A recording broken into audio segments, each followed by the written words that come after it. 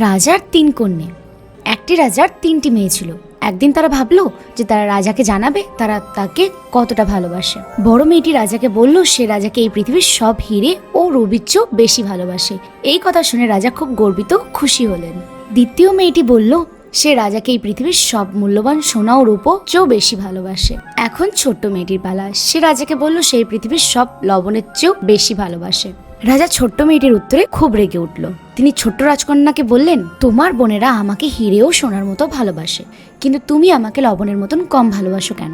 সেই রাজকন্যাকে রাজ্য থেকে চলে যেতে এবং কখনো রাজপ্রাসাদে ফিরে না আসার আদেশ দিলেন। ছোট্ট রাজকন্যা জঙ্গলে লুকিয়ে পড়ল। ক্লান্ত হয়ে পড়ার পর সে কাঁদতে শুরু করলো।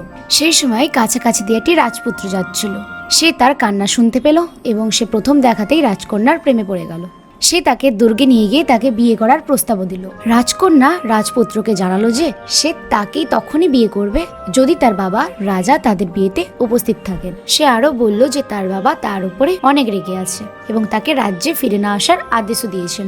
রাজপুত্র রাজাকে আমন্ত্রণ জানালেন, কিন্তু তিনি তার মেয়েকে বিয়ে করছেন তা প্রকাশ করলেন না।